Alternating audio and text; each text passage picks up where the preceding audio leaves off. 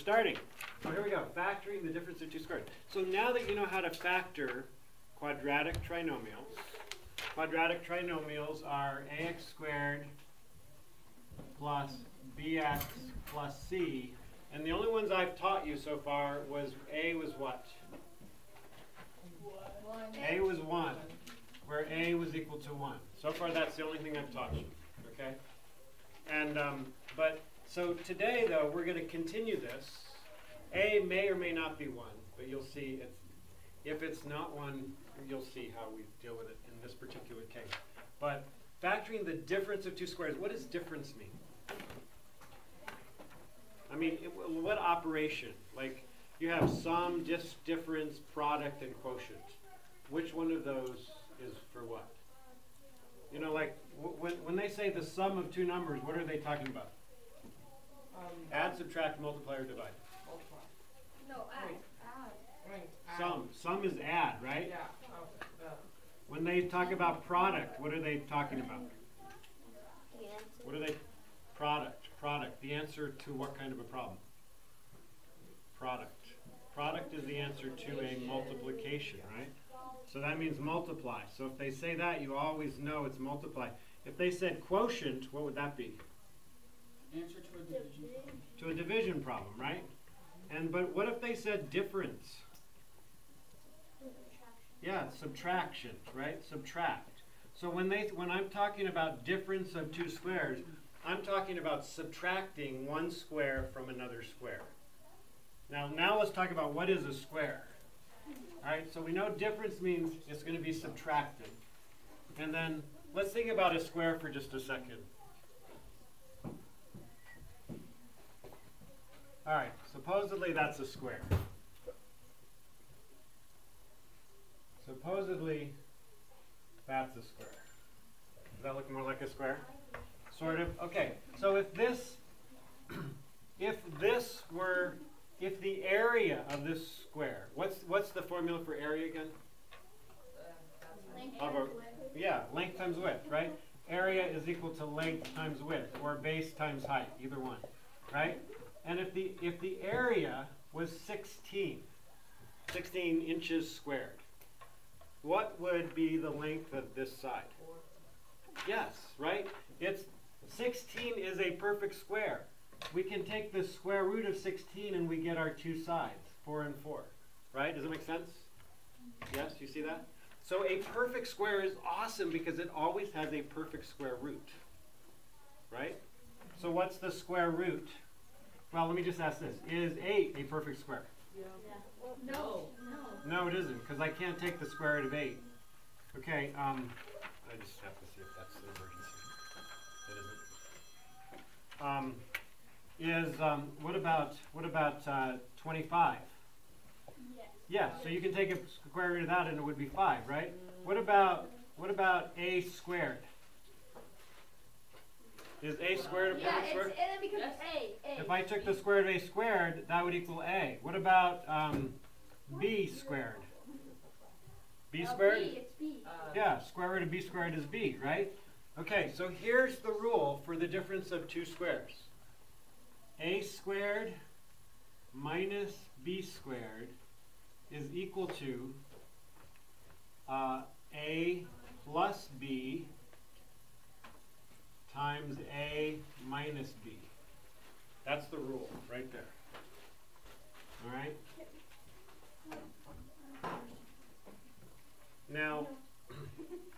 Now I'm using a and b this way right now just because that's the way you will see the rule written. But in essence, remember, is this a quadratic equation? How do you know quadratics again? They have an x squared or an a squared or something. They've got something squared in it, right? So it's going to be a quadratic, right? So in this case, instead of x, I'm using an a. Instead of c, I'm using a b, right? So it's a little confusing, but that's just the way you'll see it written, so I'm writing it that way. But this is a quadratic equation. What is it missing? An answer. It's missing, oh, I wish it didn't, we hadn't write it. Maybe I'll just do it, well, See, technically, this is what it is. It's x squared minus c squared. If I was using these variables. Does that make sense? I'm only showing it this way because that's how every textbook writes it. But this is technically what I'm doing. So a squared minus c squared, meaning c is a perfect square. Does that make sense? But what am I missing? Out of a perfect quadratic equation, quadratic expression, trinomial, what am I missing here? I've got my x, my ax squared, right? A is 1. I have my c squared. What am I missing? I don't have a bx. Does that make sense? I don't have a bx here. Does that make sense? See that? So really, in essence, this is what I have. When I get an x squared minus c squared, I'm really doing this. X squared plus 0x minus c squared. Do you agree with me? If b is not there, so b is 0. My middle term followed with the x is 0. You get it? So watch this. What if I gave you this? X squared, this problem, x squared plus 0x minus 16. Is 16 a perfect square? Yes. Ah, so then what is the square root of 16? 4. So it's going to be the square root of this, which is x, which is x. Square root of this is x, right? You with me? That's x, right? You with me? Yeah. This is not, I'm not making this harder than it really is, but I just want you to understand that it's technically a trinomial, right? And they have to add to 0. The beauty of a perfect square is it's negative, right? Because it's difference of two perfect squares. It's negative. So one of them's got to be positive, one has got to be negative. Am I right? Yes? And the square root of 16 is 4 and 4. Now notice the numbers are identical. The signs are different. What happens to your middle term? Inside plus outside. I have 4x minus 4x. It's 0 x's. You see what I'm saying? Yeah. Okay. So because that number is identical, except the signs are different, they cancel each other out in the middle term. And that's why you're going to see a difference of two squares with no middle term. You with me? Yeah, I got you. So as we start doing problems, you're going to start to see how easy it is. Really, really easy. So Okay. just square rooting it. So in this, yeah. So here's our first problem. Let's say I said x squared. Well, that was our first problem technically, but we'll start here. X squared minus 25. I know a squared minus b squared. Well, technically that's x squared minus 5 squared. Do you agree with me? Right? So, and the answer is a plus b times a minus b. So square root of that is x plus square root of that is 5 times x minus 5. I'm done. I'm done. So easy, right? Yeah, I got you. Number 2. So now I'm not going to do this. I'm just going to go from here. Square root of this is x. Square root of that is 5. That's all I'm going to do, right? So here we go. 2. So how about x squared minus 81? It would be. Oh, wait, I got it. What would? Wait, so first you do the. Okay. Well, they're both. It's 9 and negative 9. Yes. So square root of x squared is x, and then it's plus square root of 81 is 9 times x minus the square root of 81, which is 9. Piece of cake, right? Yeah. Really, really simple. Okay, so let's keep going, and we're going to make it slightly harder. What if I gave you, 3? Well, let's just try a few more. Let's just be sure we're all on the same page. X squared minus 100. Somebody else. X squared minus 100. Okay, Harrison. It would be x plus 10, and then it tends to use x minus 10. Yes, exactly. All right, how about this one? How about x squared minus 144? 12. Somebody. 12. Okay, Micah. 12 and 12. So it would be x plus 12, x minus 12. X plus 12 times x minus 12. Beautiful. Okay, now I'm going to make it harder. But it's not that much harder. Not that much harder. How about this? 2x squared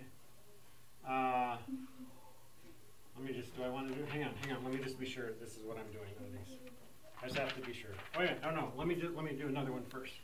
5. Let's say I gave you this. 49 minus x squared. 49 minus x squared. It's the exact same thing. Wait, no, wait, no, wait, never mind. Where were you just go, say it. It's Okay, well, what x, it's x minus 7 and it's x plus. Order matters. X plus 7x. No, it would be x plus 7x plus 7, right? Order matters. What? Notice the first term here, I started with the first term.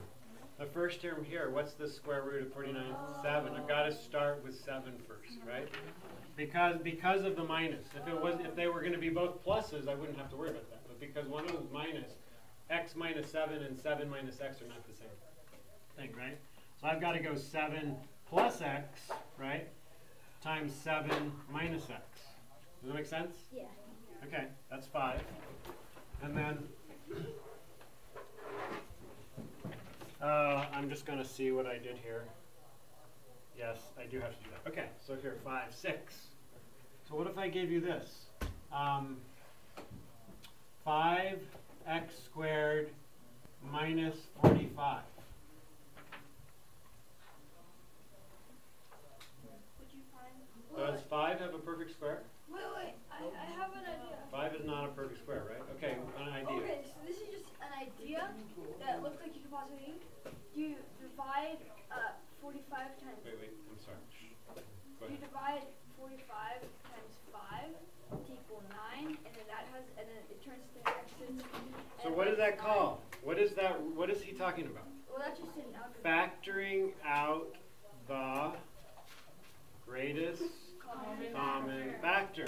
So let's do it. We're going to factor out a 5, right? 5. And that gives me x squared minus 9. Right? I have to keep that 5 there because there's no equal sign. There's no way for me to get rid of the 5. It's got to stay there. But now what do I do? That's the difference of 2 squares, right? That's a perfect square. That's a perfect square. So now it's going to be 5 parentheses x. Isla, what? What is it going to be? What's the square root of 9? 3. So it's x plus 3 times x minus 3, right? You guys, you see what I did? Yeah. Let's try another one like that. 7. What if I gave you 4x squared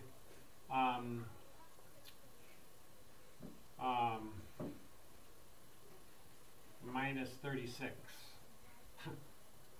Oops. Oh well, what the heck. That's okay. Somebody else. What would I do? Does 4 go into both of these? Yeah. Rowan, does it? Yeah, by 4. 12. Or no. Yeah. 6. No, No, that goes no. into 36. Four- three so times. 4 goes goes. into 4 once, and it goes into 36 12 times. No, 3 times. 3? Oh, no, 12. Oh, 12. 4 times 12 is 48. No, Oh. 8. 9 times. 9. 9. And is 9 a perfect square? Okay, so Rowan, help me finish it then. So then you do the x parenthesis, or 4x parenthesis, x plus 3. And then the same one with x minus 3. Yeah. Good. Awesome. Okay. So that's 7. All right. Now, what if I gave you something like this? So you guys understand that. So always, this is these two are using what I call the cardinal rule of factoring, which is factoring out the greatest common factor first. Always factor out the greatest common factor if you can. That's always the first thing you always start with when you're factoring. Okay? And then it becomes quite simple when you do that. We're on 7, so we're on 8. Okay, so 8. We'll do one more like that. How about I give you 6x squared minus 24. 6 Something goes different. into 24. What? It doesn't? Wait. No, it does. 4 times. Okay, I'll go for it. I'll 4 times, right? Yes. So 6 parentheses. X squared minus 4. So keep going. 6 parentheses x plus 2, and then parentheses x plus minus 2. Beautiful. Awesome. All right. Now what if I gave you something like this? 25x squared minus 49.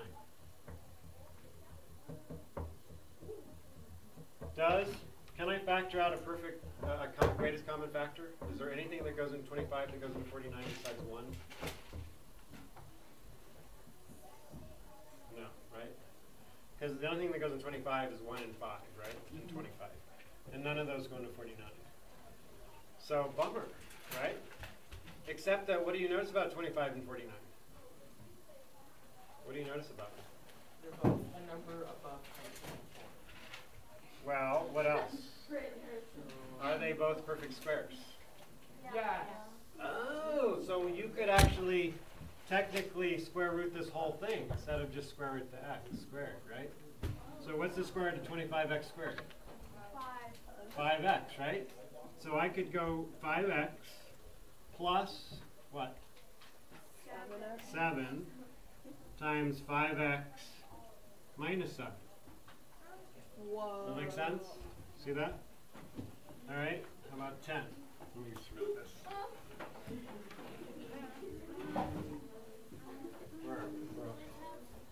So 10. What if I gave you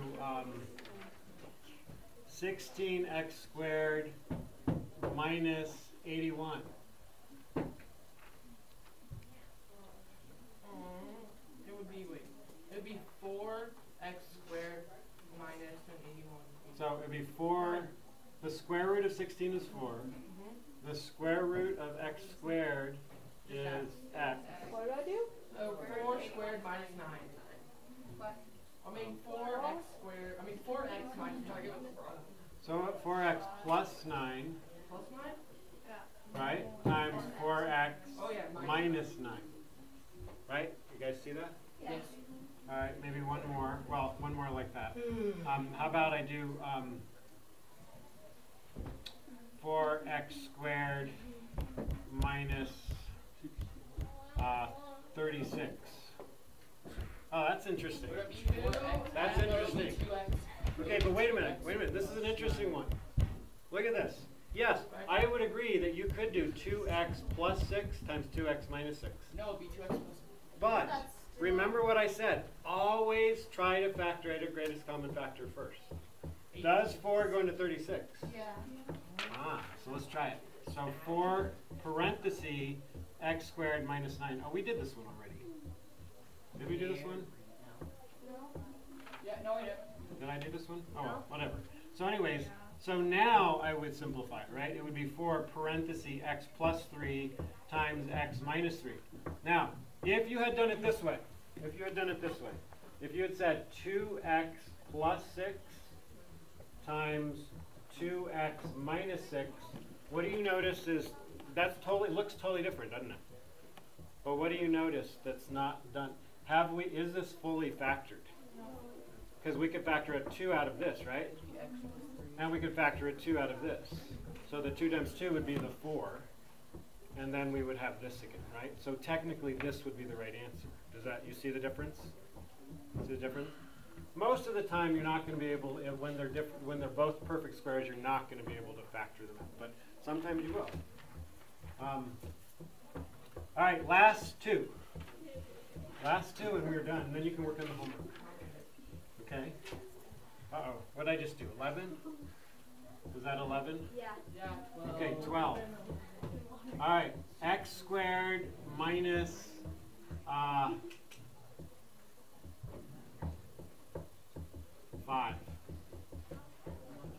X squared minus 5. X squared minus 5.